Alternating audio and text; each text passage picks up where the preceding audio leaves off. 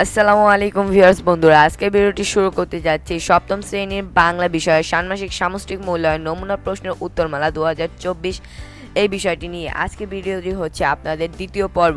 আপনাদের প্রথম পর্বে আমি একক কাজ সম্পর্কে আলোচনা করেছিলাম, যেখানে আপনাদের আমি কয়েকটি প্রশ্ন দিয়েছিলাম যা আপনারা একক কাজ হিসেবে গণ্য হবে, এবং সেই প্রশ্নগুলোর উত্তর আমি এই পর্বে দিয়েছিলাম। আপনারা যদি এই পর্ব না দেখে থাকেন, প্রথম পর্ব না দেখে থাকেন, তাহলে আপনারা আমাদের ভিডিও ডিসক্রিপশন বক্সে এই প্রথম পর্বের লিঙ্ক পেয়ে যাবেন।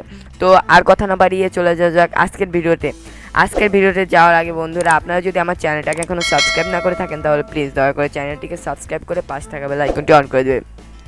এবং বন্ধুরা, আপনারা অনেকে রয়েছেন যারা বলেছেন যে আপনাদের মূল্যায়নের আগের দিন যাতে আপনাদের প্রশ্ন আপনাদের কাছে পাবলিশ করা হয় ইউটিউব চ্যানেলে, কিন্তু আপনাদের এটা জানতে হবে যে সরকার এই বিষয়টা পুরোপুরি নিষিদ্ধ করে দিয়েছে। তাদের একটি নির্দেশনায় বলেছেন যারা যারা ইউটিউব অথবা সামাজিক যোগাযোগ মাধ্যমে তাদের প্রশ্ন পাবলিশ করবে তাদের বিরুদ্ধে সরকার একটি আইনানুগ ব্যবস্থা গ্রহণ করবে। তো আজকের ভিডিওটি যেটা হচ্ছে, আজকের ভিডিওতে আপনাদের আমি এই দলগত কাজ নিয়ে আলোচনা করব। তো দলগত কাজ 1, এখানে একটি প্রশ্নটা হচ্ছে যে আপনার যারা বন্ধু রয়েছে, আপনাদের দলে যারা রয়েছে তাদের সাথে একটি প্রমিত ভাষায় একটি সাধারণ কথোপকথন লিখো। তো আমি যে প্রশ্নটা লিখিনি, কিন্তু আপনারা প্রশ্নটা আন্দাজ করে নেবেন। তো এখানে উত্তরটা যেটা হচ্ছে, এখানে প্রমিত ভাষায় একটি সাধারণ কথোপকথন দেওয়া হলো। তো কথোপকথনটা কি আমরা দেখি। উত্তর, আমি দুটো নাম ব্যবহার করেছি, রিমা আর রবি। আপনারা নিজেদের নাম ব্যবহার করতে পারেন। তো শুভ সন্ধ্যা রবি, তুমি কেমন আছো? রবি, শুভ সন্ধ্যা রিমা, আমি ভালো আছি, তুমি কেমন আছো? রিমা বলল, আমি ভালো আছি, তুমি কি আজকে বাজারে গিয়েছিলে? তারপর রবি বলল, হ্যাঁ, আমি বাজারে গিয়েছিলাম, কিছু সবজি আর ফল কিনেছি। তুমি কি করছিলে আজকে?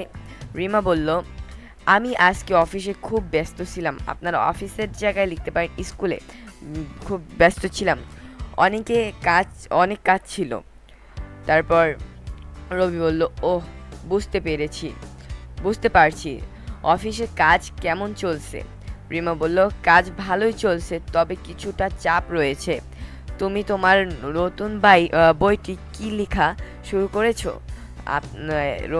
রিমা এখানে প্রশ্ন করেছে, তুমি কি তোমার নতুন বইটি লেখা শুরু করছো? রবি বলেছে, হ্যাঁ, আমি আমার নতুন বইটি লেখা শুরু করেছি, বিষয়টি খুবই আকর্ষণীয়।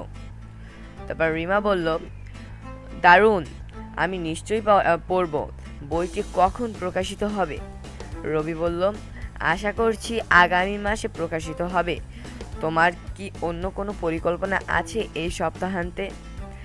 আমি কিন্তু এই যে কথোপকথনটা বলা হয়েছে, এই কথোপকথনের প্রশ্নটা কিন্তু প্রমিত ভাষায় একটি কথোপকথন লিখো। সাবজেক্ট দিনে আপনাদের সাবজেক্ট দেওয়া হতে পারে, কিন্তু এটা প্রমিত ভাষায় একটা কথোপকথন, আপনাদের এটাও কিন্তু বুঝতে হবে। তো তারপর রিমা যেটা বলল, হ্যাঁ, আমি পরিবারের সাথে সময় কাটানোর পরিকল্পনা করেছি। তোমার কি পরিকল্পনা? রবি বলল, আমি বন্ধুদের সাথে একটা ছোট্ট ভ্রমণে যাবার চিন্তা করেছি। তারপর রিমা বলল, খুব ভালো পরিকল্পনা, আশা করছি তোমার ভ্রমণ খুব মজার হবে। তারপর রবি বলল, ধন্যবাদ রিমা, তোমার সপ্তাহান্ত ভালো কাটুক। তারপর রিমা বলল, ধন্যবাদ রবি, দেখা হবে, শুভরাত্রি। রবি বলল, শুভরাত্রি রিমা। এরকম একটি আপনাদের কথোপকথন সাজাতে হবে, বুঝলেন? আপনারা নিশ্চয়ই বুঝতে পেরেছেন কথোপকথনটা কীরকম হবে। আমি জায়গায় সাবজেক্ট নিয়ে, তো একটা সাবজেক্টের উপর ভিত্তি করে আমি এটা করেছি, এবং আপনাদের এই কথোপকথনটা সাজাতে হবে কিন্তু প্রমিত ভাষায়। আপনাদের আঞ্চলিক ভাষারও কয়েকটি দিক রয়েছে, সেটা কিন্তু আমি আপনাদের গত পর্বে দেখিয়েছি। তো আজকের যে দ্বিতীয় কাজটি রয়েছে, এই দ্বিতীয় কাজটি আপনাদের আমি পড়ে শোনাচ্ছি। দ্বিতীয় কাজটি হচ্ছে, নিচের অনুচ্ছেদটি বা বিরাম চিহ্ন ব্যবহার করে সমাধান করো। এটা আপনাদের ব্যাকরণ অংশের মতো একটা আমি দিয়েছি। বিরাম চিহ্ন ব্যবহার করা কিন্তু খুব কঠিন বিষয় না, আপনারা যদি বুঝতে পারেন তাহলে এটা অনেক সহজ আপনাদের জন্য। তো আমি কীরকম দিয়েছি আপনারা দেখুন, একটা অনুচ্ছেদ আমি দিয়েছি, আপনাদের অন্য কোনো অনুচ্ছেদ আসতে পারে, এবং এখান থেকে আপনাদের বলতে পারে যে বিরাম চিহ্ন ব্যবহার করো। তো অনুচ্ছেদটা হচ্ছে, বাংলাদেশ একটি সুন্দর দেশ, এর প্রাকৃতিক সৌন্দর্য মনোমুগ্ধকর, নদ নদী, সবুজ শ্যামল ভূমি এবং সুন্দর সমুদ্র সৈকত বিশ্বের নজর কাড়ে। বাংলাদেশের মানুষ অতিথিপরায়ণ এবং সংস্কৃতিমনা বাংলার সংস্কৃতি, ঐতিহ্য, সঙ্গীত এবং নৃত্য বিশ্বের বিভিন্ন স্থানে প্রশংসিত হয়। ঢাকা বাংলাদেশের রাজধানী এবং এটি এটি একটি ব্যস্ত শহর যেখানে ইতিহাস, ঐতিহ্য এবং আধুনিকতার মেলবন্ধন দেখা যায়। বাংলাদেশের প্রধান খাদ্য ভাত এবং মাছ, এবং এখানকার রান্না বেশ মশলাদার ও সুস্বাদু। দেশের গ্রামগুলো সবই মনোরম, যেখানে প্রকৃতির এক অপরূপ দৃশ্য দেখা যায়। সব মিলিয়ে বাংলাদেশ একটি চমৎকার দেশ, যা তার প্রাকৃতিক ও সাংস্কৃতিক বৈচিত্র্যের জন্য বিশেষভাবে পরিচিত। এটা ছিল আপনাদের অনুচ্ছেদ, এবং এই অনুচ্ছেদটার উত্তর আমি নিচে দিয়েছি।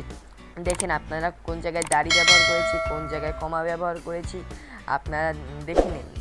আমি আপনাদের ভিডিওটি স্লো করে যাচ্ছি যাতে আপনারা এটা দেখে নিতে পারেন কোন জায়গায় দাড়ি কমা আমি ব্যবহার করেছি।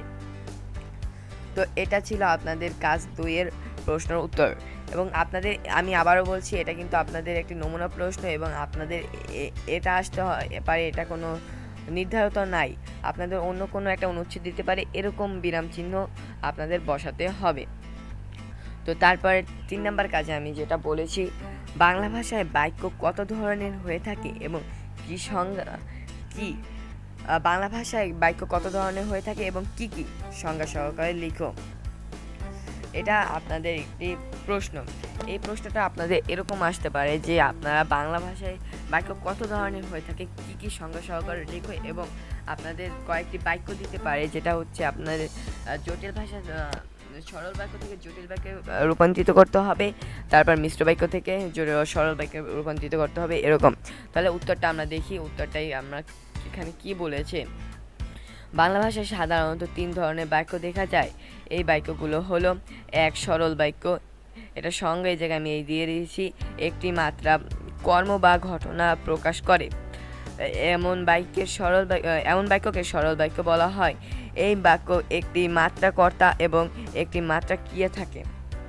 তো এটা হচ্ছে সরল বাক্যর সংজ্ঞা, এবং উদাহরণ হিসাবে বলছি, রাহুল স্কুলে যায়। মিশ্র বাক্যর সংজ্ঞা হচ্ছে 2টি বা ততোধিক সরল বাক্যের সমন্বয়ে গঠিত বাক্যকে মিশ্র বাক্য বলা হয়। এতে 2টি বা ততোধিক কর্তা এবং 2টি বা ততোধিক ক্রিয়া থাকে। উদাহরণস্বরূপ আমি এখানে বলেছি রাহুল স্কুলে যায় এবং সেখানে থেকে বাজারে যায়। এটা হচ্ছে আপনাদের উদাহরণ। তারপর 3 যৌগিক বাক্যটি হচ্ছে 2টি বা ততোধিক সরল বাক্যকে যুক্ত করে গঠিত বাক্যকে যৌগিক বাক্য বলা হয়। এই ধরনের বাক্য যোগসূত্র রক্ষার জন্য সমুচ্চয় অব্যয় ব্যবহৃত হয়। সমুচ্চয় অব্যয় কি আপনারা নিশ্চয়ই বুঝতে পারছেন, এবং এটার উদাহরণ সম্পর্কে আমি বলেছি, রাহুল স্কুলে যায় কারণ সে পড়াশোনা করতে চায়। এখানে কারণটা হচ্ছে সমুচ্চয় অব্যয়, এটা আপনাদের বুঝতে হবে। তারপর এই বাক্য প্রকারভেদগুলো বাংলা ভাষার বাক্য গঠনের মূল কাঠামো প্রদর্শন করে এবং বাক্যের বিভিন্ন কাঠামো বোঝাতে সাহায্য করে। এটা ছিল আপনাদের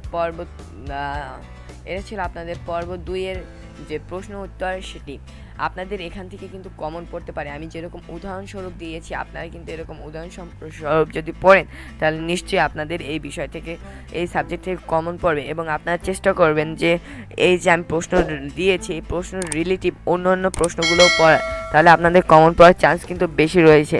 তো বন্ধুরা, আজকে এ পর্যন্তই। যার ভিডিওটি ভালো